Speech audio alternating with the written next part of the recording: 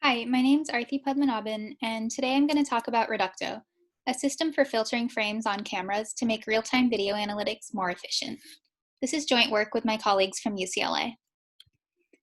Recently, there have been two major trends in video analytics. One is that cameras are becoming pervasive, and as a result, the amount of video data being generated is increasing rapidly. Simultaneously, what we're able to do with that data in terms of deep learning-based vision processing is getting more advanced. These trends have given rise to this type of pipeline that allows users to ask questions or queries on live video. We have a camera sitting at, say, a traffic intersection that sends all frames to a server, where the frames are run through a deep neural network, and the result can be used to answer queries like, return the bounding boxes of all cars, where the responses are given per frame. The major goals of this kind of system are to, one, meet a user-specified accuracy target for the query results as compared to the ground truth or an expensive DNN configuration, and two, to respond with low latency. Cameras typically generate 30 frames per second, so to keep up with real time, each frame would need to be processed in 33.3 milliseconds from the time it's recorded by the camera.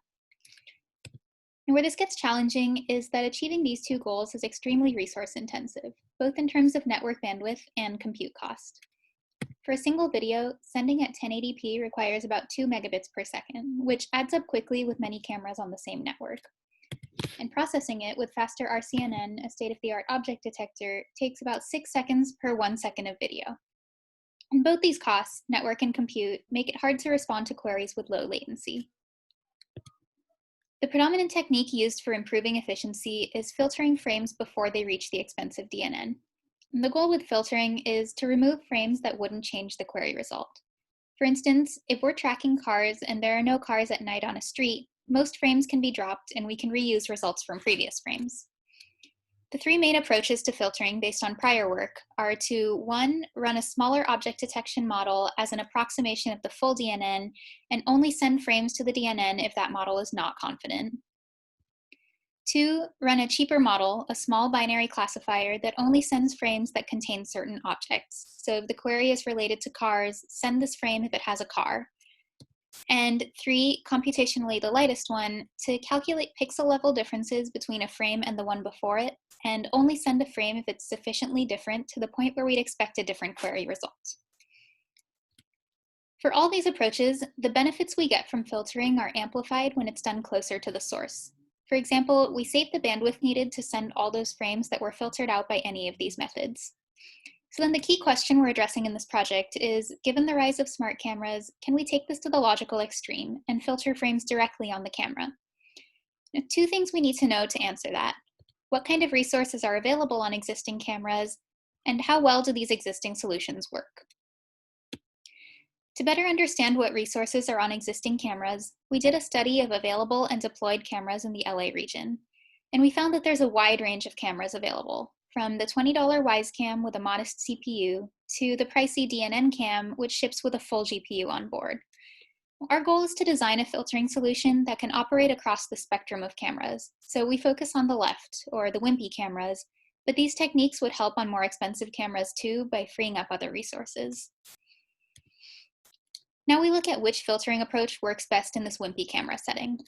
We found that approximate models are still too expensive to run on these cameras. Tiny YOLO ran at 0.6 frames per second, and recall that real time is 30. Binary classifiers are fast enough, but they inherently miss a lot of filtering opportunities by only looking at whether an object is present or not. So if the query is counting cars, it would send both of these consecutive frames because they both contain a car, when clearly the count hasn't changed. Pixel level differences are able to sidestep these two issues, so we focus on those, but the paper contains more information about comparing these three approaches. Pixel level differences come with a different challenge, and that is that it can be tricky to meet accuracy targets because they contain moderate amounts of noise. Recall that with frame differencing, we send a frame if the difference is above some static threshold. Our experiments showed that with this approach, accuracy can fall about 9 to 15% short of the target, and there are two main reasons for this. One is that because video content is highly dynamic, it's really hard to pick a single threshold that works for a significant portion of video. To demonstrate that, we considered two queries, counting cars and detecting bounding boxes for cars. and we plotted the optimal threshold, that is, the one that filters out the most frames while meeting accuracy. Clearly, this threshold changes rapidly over the course of a video, so the threshold is something we want to be able to pick dynamically. Another reason accuracy can drop is because of relying solely on straight pixel comparison, because there are other low-level frame differences that are potentially more effective at picking up on changes between frames. For example, we could also consider looking at areas of motion and comparing their sizes. In this example, let's take the query to be counting cars. We see that when the same car moves across a road in the top two photos, the value of area is quite low because the area of motion and its size remain relatively steady. When a new car enters, though, in the bottom two photos, the value of area is significantly higher because there's a new area of motion. So different features, we call these low-level differences features, pick up on different characteristics of videos. To overcome these limitations, we built Reducto, whose main challenges are how do we dynamically choose the threshold, and how do we know which feature to use? To answer those, we use this system design, where the wimpy camera does only the cheapest work, the frame differencing, but its decisions on how to do that are guided by a server. We'll explain in the next few slides how the work is split between them. To get the threshold, what we want to know is what is the threshold that filters the most frames while meeting an accuracy target? To get this, we collect complete information for a small period of unfiltered video. We split the video into several second segments, and for each, we run the DNN over every frame and extract the differencing values between pairs of frames. Then, for a wide sweep of thresholds, we record the diff, threshold, percentage of frames filtered, and accuracy. And since we only care about thresholds that meet accuracy, we then eliminate all entries that don't. In our case, that's 90%, and aggregate the rest of the table by clustering diff values and getting the simplified hash table that maps diff value ranges to their optimal thresholds, a slightly conservative choice for optimal threshold to make sure that accuracy is met. So building this table is clearly expensive. We have to run the full DNN over every frame for a while and collect all this information. So that's a job for the server. Looking up the threshold, though, is super cheap. It's just a simple hash table lookup, so that can be done quickly on the camera. And that allows the camera to keep up with the rapidly changing threshold that we saw without waiting for instructions from the server. The next question is, how do we know which feature to use? And to answer this, we similarly take unfiltered frames for a short period. We get both the ground truth DNN results and calculate each differencing feature for all sets of frames. Then we consider a sweep of thresholds, and for each feature, we pick the threshold that filters the most frames while meeting accuracy, and then across features, we pick the one that filters the most frames. This is also fairly expensive, again because we need to run the DNN over every frame. So we run this process on the server when a new query comes in. Now, one optimization to note here, this process could take over 10 minutes depending on how much video we want to use. So it's not something we want to do often and block each new query that comes in for that long. And to that end, we did a study across different videos and found that while the best feature changes across query types, like bounding box detection versus counting, it remains stable between videos. And this goes back to the idea that each of these features operate at different granularities and capture different characteristics about videos. So importantly here, we only have to do this profiling one time per query type, not per query or per video. Putting it together to form Reducto's system design, we first get unfiltered frames from the camera, and we use those to both decide the best feature and generate a hash table mapping diff values to thresholds. We send both of those back to the camera. Now at the camera, we can extract the feature, use the hash table to calculate the threshold, and send only frames whose diff is above the threshold to the full ML pipeline. The paper has details about how we handle previously unseen video characteristics and trigger a hash table update. We tested Reducto across several publicly available traffic video clips and over 3 queries: bounding box, counting, and a binary decision about whether an object exists. And we found that it filters up to half the frames while meeting accuracy.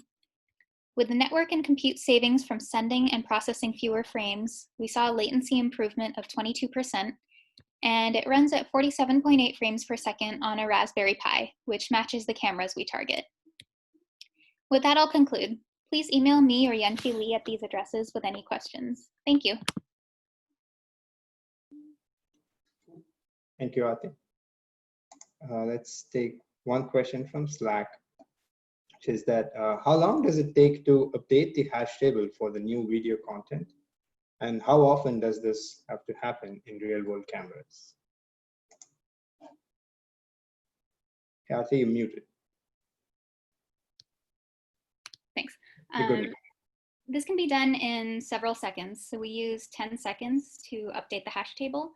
And we found that it had to be done for longer term changes, such as daytime to nighttime or sunny to rainy weather. So if we created the hash table during the day, we're saying, if you see a segment in the future that looks like this one, use this threshold. Then by nighttime, we would see that the segments don't look like anything we saw when we built and stored, or when we built the hash table. So we would have to trigger a hash table update, which means sending unfiltered frames for about 10 seconds at that point. And one thing to note there is that while the hash table update is happening, we're still responding to the query. We're actually responding at 100% because we have the ground truth. It's just that during that time, we're not doing any filtering. Got it. Cool. The second question is about the design space itself, and you target really, wimpy cameras for your filtering. But the trend is clearly along the fact that cameras are becoming more and more able in terms of the compute they contain. So, say if I look at it from 2 years from now or 5 years from now, how do you see Reducto's techniques still being applicable and useful? Yeah, that's a good question. So I think in this paper, we've kind of targeted the near future. That is where cameras are getting more powerful, but it's not realistic to update every deployment. But if we look farther and say, okay, let's say now we have updated every deployment, I think using these cheap techniques could still be useful for a couple reasons. One is that it would free up resources on even more expensive cameras and allow them to scale, so like to more queries. The other is that even if we had a camera that was slightly more computationally powerful and we could run like a neural network on it, these kinds of techniques could be used in combination with those. So it could be like use Reducto to filter out the frames that are very similar to past ones, and then use a neural network to get a sense of what is in the frame, and then decide whether to send it. And so by the time a frame does pass these kind of like this cascade and get to the expensive DNN, we're pretty sure on multiple levels that it's actually important and worth processing on. So I think these techniques could be combined if we had more processing power. Cool. Another question on the Zoom Q&A channel is by Wakar, who says, excellent talk, by the way. And then his question is, could you comment on how well this would perform on a moving camera? Well, the hash tables have to be updated a lot more frequently, essentially commenting on content that changes a lot. Yeah, so I think that's exactly what we would see. We would see the hash tables having to be updated more often, but the main idea that we capture the amount of noise. So the amount of noise is obviously going to be, the amount of motion and the diff values themselves are going to be much higher. But I think the trend remains that when we build the hash table, we can get a sense of how much motion there is or what these values look like. And when we're using it, that still holds. But yes, I agree. The content changes more often, and we would have to update the hash table more often because there's a wider range of values that we're seeing. Cool. Let's maybe take one more question. And this is a question, I suppose, both for you and it should be for Kunta as well. But since you're there, let me ask you, and Kunta, hopefully you can respond on the Slack channel for this question. Is sort of like the general architecture of the design for both Reducto and Kunta's paper earlier seem to sort of have some similarities in terms of using the server to reduce the bandwidth and do better filtering on the camera or the device. Could you comment on what are the specific differences? Yeah, so I think the designs or the space is very similar in that we have a camera sending to a server. The camera is not strong enough to do anything particularly powerful, but I think they're kind of targeting different redundancies. So Reducto is saying when we have a lot of frames, we don't actually need all the frames. And I think in DDS, they're saying we have a lot of pixels within a frame. We don't actually need all those pixels. So I think it would be interesting to see if they could be combined to get more savings. So like use Reducto to decide which frames are important, use DDS to decide which parts of the important frames are important. And it seems like these two approaches could potentially work together to save more bandwidth. Cool. Sounds good. Sounds good. I guess there are a few more questions, but you could follow it up on Slack, I think. Great, thank you. So there's been a number of questions on Slack, so I'll pick a few. So your technique involves updating the hash table. So there were a lot of questions on how long does it take to update the hash table for new video content, or what happens when you perform this on a moving camera. Yeah, so as far as updating the hash table, we do this when we build the hash table, what we're saying is when you see a 1 second segment like this in the future, or a segment that looks like this one, here's the threshold you should use. But over some long period of time, that might change. And what we found is that that changes at the level of like daytime to nighttime, or rainy weather to sunny weather. So at that point, you might start seeing segments that don't look like anything that you had when the table was made. And so at that point, we trigger a hash table update, which means that we send unfiltered frames to the server for several seconds. This can be done in several seconds. We use 10. And the server will use old and new data and send back an updated hash table. But one thing to note about that process is that while that is happening, we're still responding to the query. We're actually responding at 100% accuracy because we have the ground truth. It's just that while that hash table update is happening, we're not filtering any frames. I see. And then I think using more resources during the transition. Sorry, go ahead. So you're just using more resources at the server side during the transition. Yes, we're processing each frame during that time. And then I think the second question was about moving cameras. Right, and what happens, also there were questions, how often does the hash table update happens in real world cameras? And I think you answered that. There were a lot of questions on, what happens to moving camera setting, what happens, things change quickly and so on. Yeah, so as far as moving cameras, we found that a lot of the principles still hold, and that we can still look at like 1 second segment here should resemble a 1 second segment there, and the thresholds will be similar, but the range of the feature values is much greater because we're seeing like a lot more movement. And so it's much more likely that you're going to find segments that don't look like anything before. So I think it's exactly what the question asked there. You'll see a lot more hash table updates with a moving camera. I see that. Oh, you would also send more frames, right? You kind of adapt to the content itself, right? In terms of how much you would send to the server, which is a good thing, right? Yeah, it depends on what the best threshold is for that movement. So if there is a lot of movement and it's actually relevant to the query, then we would send a lot. Yeah. Okay, so we've seen a lot of activity on Slack, so I put a few more questions. Cameras may come with very heterogeneous computing power, right? Have you thought about how you can accommodate your design to accommodate heterogeneity? Yeah, so I think in this case, we targeted sort of the wimpiest cameras in the near future, where cameras are getting more expensive, but it's not realistic to update every camera.